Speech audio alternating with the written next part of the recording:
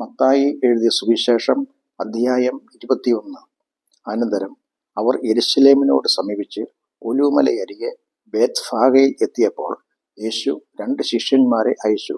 നിങ്ങൾക്ക് എതിരെയുള്ള ഗ്രാമത്തിൽ ചെല്ലുവിൻ. അവിടെ കെട്ടിയിരിക്കുന്ന ഒരു പെൺകഴുതിയെയും അതിൻ്റെ കുട്ടിയെയും നിങ്ങൾ ഉടനെ കാണും. അവയെ അഴിച്ചുകൊണ്ടുവരുവിൻ. നിങ്ങളോട് ആരെങ്കിലും എന്തെങ്കിലും ചോദിച്ചാൽ കർത്താവിന് ഇവയെക്കൊണ്ട് ആവശ്യമുണ്ട് എന്ന് പറയുവിൻ. തൽക്ഷണം അവൻ അവയെ അയക്കും എന്ന് പറഞ്ഞു. സിയോൻ പുത്രിയോട്, ഇതാ നിന്റെ രാജാവ് സൗമ്യനായി കഴുതപ്പുറത്തും വാഹനമൃഗത്തിന്റെ കുട്ടിയുടെ പുറത്തും കയറി നിന്റെ അടുക്കൽ വരുന്നുവെന്ന് പറവീൻ എന്നിങ്ങനെ പ്രവാചകൻ മുഖാന്തരം അരുളി ചെയ്തതിന് നിവൃത്തി വരുവാൻ ഇത് സംഭവിച്ചു. ശിഷ്യന്മാർ പുറപ്പെട്ട് യേശു കൽപ്പിച്ചതുപോലെ ചെയ്തു. കഴുതയെയും കുട്ടിയെയും കൊണ്ടുവന്ന് തങ്ങളുടെ വസ്ത്രം അവയുടെ മേലിട്ടു. യേശു കയറിയിരുന്നു. പുരുഷാരം മിക്കതും തങ്ങളുടെ വസ്ത്രം വഴിയിൽ വിരിച്ചു. മറ്റു ചിലർ വൃക്ഷങ്ങളിൽ നിന്നും കൊമ്പ് വെട്ടി വഴിയിൽ വിതറി. മുന്നും പിന്നും നടന്ന് പുരുഷാരം, ദാവീദ് പുത്രന് ഹോശന്ന, കർത്താവിന്റെ നാമത്തിൽ വരുന്നവൻ വാഴ്ത്തപ്പെട്ടവൻ, അത്യുന്നതങ്ങളിൽ ഹോശന്ന എന്ന് ആർത്തുകൊണ്ടിരുന്നു. യേശു യെരുശലേമിൽ കടന്നപ്പോൾ നഗരം മുഴുവൻ ഇളകി. ഇദ്ദേഹമാർ എന്ന് പറഞ്ഞു. ഇദ്ദേഹം ഗലീലയിലെ നസ്രയത്തിൽ നിന്നുള്ള പ്രവാചകനായ യേശു എന്ന് പുരുഷാരം പറഞ്ഞു. യേശു ദേവാലയത്തിൽ ചെന്ന് ദേവാലയത്തിൽ വിൽക്കുന്നവരെയും കൊള്ളുന്നവരെയും എല്ലാം പുറത്താക്കി. വാണിഭക്കാരുടെ മേശകളെയും പ്രാവുകളെ വിൽക്കുന്നവരുടെ പീഠങ്ങളെയും മറിച്ചു കളഞ്ഞ് അവരോട്, എൻ്റെ ആലയം പ്രാർത്ഥനാലയം എന്ന് വിളിക്കപ്പെടുമെന്ന് എഴുതിയിരിക്കുന്നു. നിങ്ങളോ അതിനെ കള്ളന്മാരുടെ ഗുഹയാക്കി തീർക്കുന്നു എന്ന് പറഞ്ഞു. കുരുടന്മാരും മുടന്തന്മാരും ദൈവാലയത്തിൽ യേശുവിൻ്റെ അടുക്കൽ വന്നു. യേശു അവരെ സൗഖ്യമാക്കി. എന്നാൽ മഹാപുരോഹിതന്മാരും ശാസ്ത്രിമാരും യേശു ചെയ്ത അത്ഭുതങ്ങളെയും ദാവീദ് പുത്രന് ഹോശന്ന എന്ന് ദൈവാലയത്തിൽ ആർക്കുന്ന ബാലന്മാരെയും കണ്ടിട്ട് നീരസപ്പെട്ടു. ഇവർ പറയുന്നത് കേൾക്കുന്നുവോ എന്ന് യേശുവിനോട് ചോദിച്ചു. യേശു അവരോട്, ഉവ്വ്, ശിശുക്കളുടെയും മുല കുടിക്കുന്നവരുടെയും വായിൽ നിന്ന് നീ പുകഴ്ച ഒരുക്കിയിരിക്കുന്നുവെന്നുള്ളത് നിങ്ങൾ ഒരിക്കലും വായിച്ചിട്ടില്ലയോ എന്ന് ചോദിച്ചു. പിന്നെ അവരെ വിട്ട് നഗരത്തിൽ നിന്ന് പുറപ്പെട്ട് ബഥാനിയിൽ ചെന്ന് അവിടെ രാത്രി പാർത്തു. രാവിലെ യേശു നഗരത്തിലേക്ക് മടങ്ങി പോകുന്ന സമയം വിശന്നിട്ട് വഴിയരികെ ഒരു അത്തിവൃക്ഷം കണ്ട് അടുക്കെ ചെന്നു. അതിൽ ഇലയല്ലാതെ ഒന്നും കാണായികയാൽ ഇനി നിന്നിൽ ഒരു നാളും ഫലം ഉണ്ടാകാതെ പോകട്ടെ എന്ന് അതിനോട് പറഞ്ഞു. ക്ഷണത്തിൽ അത്തി ഉണങ്ങിപ്പോയി.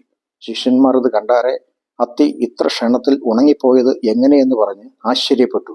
അതിന് യേശു, നിങ്ങൾ സംശയിക്കാതെ വിശ്വാസമുള്ളവരായാൽ ഈ അത്തിയോട് ചെയ്തത് നിങ്ങളും ചെയ്യും എന്ന് മാത്രമല്ല, ഈ മലയോട് നീങ്ങി കടലിലേക്ക് ചാടിപ്പോക എന്ന് പറഞ്ഞാൽ അത് സംഭവിക്കും എന്ന് ഞാൻ സത്യമായിട്ട് നിങ്ങളോട് പറയുന്നു.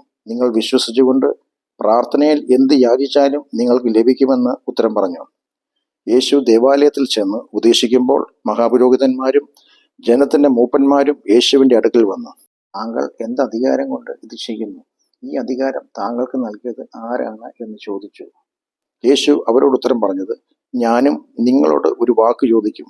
അത് നിങ്ങൾ എന്നോട് പറഞ്ഞാൽ എന്ത് അധികാരം കൊണ്ട് ഞാനിത് ചെയ്യുന്നു എന്നുള്ളത് ഞാനും നിങ്ങളോട് പറയും. യോഹന്നാന്റെ സ്നാനം എവിടെ നിന്ന്? സ്വർഗത്തിൽ നിന്നോ മനുഷ്യരിൽ നിന്നോ? അവർ തമ്മിൽ ആലോചിച്ചു. സ്വർഗത്തിൽ നിന്നെന്ന് പറഞ്ഞാൽ പിന്നെ നിങ്ങൾ അവനെ വിശ്വസിക്കാത്തത് എന്ത് എന്ന് യേശു നമ്മോട് ചോദിക്കും. മനുഷ്യരിൽ നിന്ന് എന്ന് പറഞ്ഞാലോ നാം പുരുഷാരത്തെ ഭയപ്പെടുന്നു. എല്ലാവരും യോഹന്നാനെ പ്രവാചകൻ എന്നല്ലോ എണ്ണുന്നത് എന്ന് പറഞ്ഞു. അങ്ങനെ അവർ യേശുവിനോട്, ഞങ്ങൾക്ക് അറിഞ്ഞുകൂടാ എന്ന് ഉത്തരം പറഞ്ഞു. യേശു അവരോട് പറഞ്ഞത്, എന്നാൽ ഞാനിത് എന്തധികാരം കൊണ്ട് ചെയ്യുന്നുവെന്നുള്ളത് ഞാനും നിങ്ങളോട് പറയുന്നില്ല. എങ്കിലും നിങ്ങൾക്ക് എന്ത് തോന്നുന്നു? ഒരു മനുഷ്യന് 2 പുത്രന്മാർ ഉണ്ടായിരുന്നു. അവൻ ഒന്നാമത്തവന്റെ അടുക്കൽ ചെന്ന്, മകനെ, ഇന്ന് എൻ്റെ മുന്തിരിത്തോട്ടത്തിൽ പോയി വേല ചെയ്യുക എന്ന് പറഞ്ഞു. എനിക്ക് മനസ്സില്ല എന്ന് അവൻ ഉത്തരം പറഞ്ഞു. എങ്കിലും പിന്നത്തേതിൽ അനുതപിച്ച് അവൻ പോയി. രണ്ടാമത്തവന്റെ അടുക്കൽ അവൻ ചെന്ന് അങ്ങനെ തന്നെ പറഞ്ഞപ്പോൾ, ഞാൻ പോകാം അപ്പ എന്ന് അവൻ ഉത്തരം പറഞ്ഞു. പോയില്ല താനും. ഈ 2 പേരിൽ ആറാകുന്നു അപ്പന്റെ ഇഷ്ടം ചെയ്തത്? ഒന്നാമത്തവൻ എന്ന് അവർ പറഞ്ഞു. യേശു അവരോട് പറഞ്ഞത്, ചുങ്കക്കാരും വേശ്യമാരും നിങ്ങൾക്ക് മുമ്പായി ദൈവരാജ്യത്തിൽ കടക്കുന്നു എന്ന് സത്യമായിട്ട് ഞാൻ നിങ്ങളോട് പറയുന്നു. യോഹന്നാൻ നീതിമാർഗം ഉപദേശിച്ചുകൊണ്ട് നിങ്ങളുടെ അടുക്കൽ വന്നു. നിങ്ങൾ അവനെ വിശ്വസിച്ചില്ല. എന്നാൽ ചുങ്കക്കാരും വേശ്യമാരും അവനെ വിശ്വസിച്ചു. അത് കണ്ടിട്ടും നിങ്ങൾ അവനെ വിശ്വസിപ്പാൻ തക്കവണ്ണം പിന്നത്തേതിൽ അനുതപിച്ചില്ല. മറ്റൊരു ഉപമ കേൾപ്പിൻ. ഗൃഹസ്ഥനായൊരു മനുഷ്യൻ ഒരു മുന്തിരിത്തോട്ടം നട്ടുണ്ടാക്കി. അതിന് വേലി കെട്ടി അതിൽ ചക്ക് കുഴിച്ചിട്ട് ഗോപുരവും പണിതു. പിന്നെ കുടിയാന്മാരെ പാട്ടത്തിനേൽപ്പിച്ചിട്ട് പരദേശത്ത് പോയി ഫലകാലം സമീപിച്ചപ്പോൾ തനിക്കുള്ള അനുഭവം വാങ്ങേണ്ടതിന് അവൻ ദാസന്മാരെ കുടിയാന്മാരുടെ അടുക്കൽ അയച്ചു. കുടിയാന്മാരോ അവന്റെ ദാസന്മാരെ പിടിച്ച് ഒരുവനെ തല്ലി, ഒരുവനെ കൊന്നു, മറ്റൊരുവനെ കല്ലെറിഞ്ഞു. അവൻ പിന്നെയും മുമ്പിലത്തേതിലും അധികം ദാസന്മാരെ അയച്ചു. അവരോടും അവർ അങ്ങനെ തന്നെ ചെയ്തു. ഒടുവിൽ അവൻ, എൻ്റെ മകനെ അവർ ശങ്കിക്കുമെന്ന് പറഞ്ഞ് മകനെ അവരുടെ അടുക്കൽ അയച്ചു. മകനെ കണ്ടിട്ട് കുടിയാന്മാർ, ഇവൻ അവകാശി, വരുവിൻ, നാം അവനെ കൊന്ന് അവന്റെ അവകാശം കൈവശമാക്കുക എന്ന് തമ്മിൽ പറഞ്ഞു. അവനെ പിടിച്ചു തോട്ടത്തിൽ നിന്ന് പുറത്താക്കി കൊന്നുകളഞ്ഞു.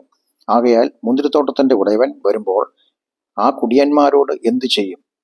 അവന് വല്ലാത്തവരെ വല്ലാതെ നിഗ്രഹിച്ചു തക്ക സമയത്ത് അനുഭവം കൊടുക്കുന്ന വേറെ കുടിയാന്മാർക്ക് തോട്ടം ഏൽപ്പിക്കുമെന്ന് അവർ യേശുവിനോട് പറഞ്ഞു. യേശു അവരോട്, വീട് പണിയുന്നവർ തള്ളിക്കളഞ്ഞ കല്ല് മൂലക്കല്ലായി തീർന്നിരിക്കുന്നു. ഇത് കർത്താവിനാൽ സംഭവിച്ചു, നമ്മുടെ ദൃഷ്ടിയിൽ ആശ്ചര്യവുമായിരിക്കുന്നു എന്ന് നിങ്ങൾ തിരുവെഴുത്തുകളിൽ ഒരിക്കലും വായിച്ചിട്ടില്ലയോ? അതുകൊണ്ട് ദൈവരാജ്യം നിങ്ങളുടെ പക്കൽ നിന്ന് എടുത്ത് അതിൻ്റെ ഫലം കൊടുക്കുന്ന ജാതിക്ക് കൊടുക്കുമെന്ന് ഞാൻ നിങ്ങളോട് പറയുന്നു. ഈ കല്ലിന്മേൽ വീഴുന്നവൻ തകർന്നു പോകും, അത് ആരുടെ മേൽ എങ്കിലും വീണാൽ അവനെ ധൂളിപ്പിക്കും എന്ന് പറഞ്ഞു. യേശുവിൻ്റെ ഉപമകളെ മഹാപുരോഹിതന്മാരും പരീശരും കേട്ടിട്ട് തങ്ങളെക്കുറിച്ചാണ് പറയുന്നത് എന്നറിഞ്ഞ് യേശുവിനെ പിടിപ്പാൻ അന്വേഷിച്ചു. എന്നാൽ പുരുഷാരം യേശുവിനെ പ്രവാചകനെന്ന് എണ്ണുക കൊണ്ട് അവരെ ഭയപ്പെട്ടു.